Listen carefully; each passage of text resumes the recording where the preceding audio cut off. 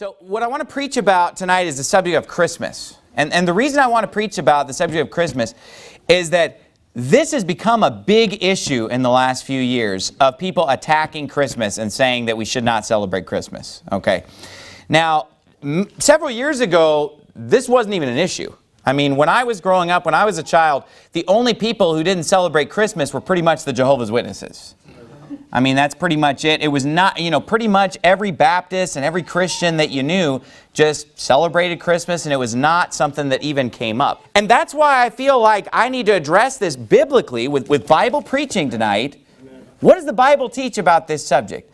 The Bible is our final authority for all matters of faith and practice. And so look, if Christmas is wrong, if Christmas is ungodly, if it's a sin, then you know what? The Bible should teach us that. But number 5, how about the sin of not thinking for yourself? The Bible says in Exodus 23:2, "Thou shalt not follow a multitude to do evil. Neither shalt thou speak in a cause to decline after many to wrest judgment." What does it say there? Don't follow a multitude to do evil. Don't do evil just because everyone else is doing evil. That's what he's saying. Now think about this. I'm young. I've grown up in America. So all my life, Halloween has just been taught to me as something that's acceptable. And every church that I went to, it seemed like everybody was out, participating in Halloween or whatever. I mean, that's just the way I grew up.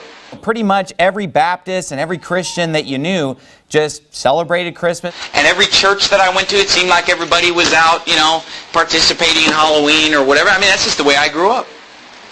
And so I thought it was just fine. I thought it was normal. There came a time in my life where I decided to think for myself and decide this is not right. This is not godly.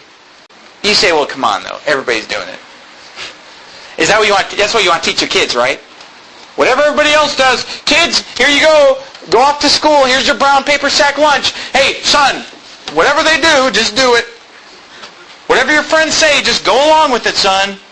Is that what you tell your kids when you drop them off? Pretty much every Baptist and every Christian that you knew just celebrated Christmas. Son, if all your friends are smoking dope and they're taking meth, you got to just go with the flow, son. I mean, if it's just you, don't do it. But I mean, if everybody's doing it, go ahead. Go ahead and do whatever they say, son. But see, that's what we're teaching our children with our actions. But we celebrate some sick holiday, Halloween, because everybody else is doing it. Another objection that people will bring to Christmas, they'll say, well, Christmas is Catholic, they'll say.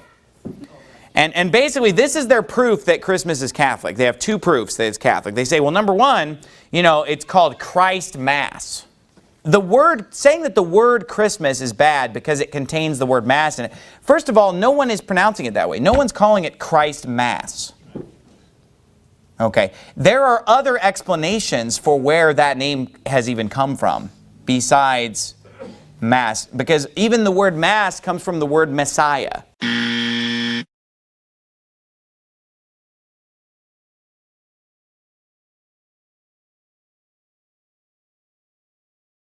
Now, there's something wrong with a Catholic church and a Catholic Mass, but there's nothing wrong with any other type of gathering. Or gathering to celebrate about Christ. And look, just because a word, and let's just say, okay, the word has a Catholic origin, that doesn't still make it a bad word, because a lot of the words that we have today have Islamic origins. A lot of words that we have today have pagan origins.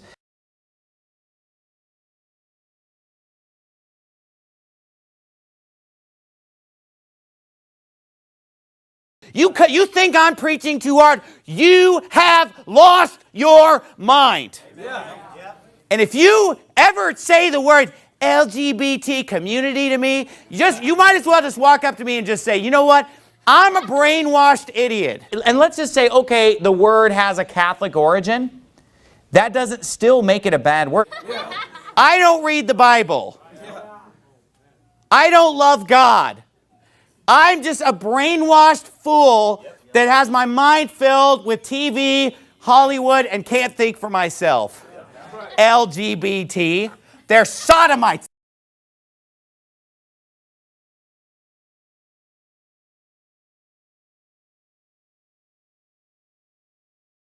For example, the days of the week. Saturn Day. I mean, Saturn is a false god. Is it wrong to say Saturday? Is it wrong to observe Thursday, which is Thor's Day? Yes, it is wrong to observe Thor's Day. To observe or regard a particular day in a celebration means you are observing Thor, the false god, just like to observe Saturn's Day is to observe Saturn, the false god. Now, the naming of a day of a week and the celebration of a day in honor of a false god are two very different things. What Stephen Anderson doesn't understand is that Saturn has a day and a week that was honored in his name, and that celebration was called Saturnalia. That is the Roman name of the celebration we now call Christmas, and in it were sacrifices unto those false gods.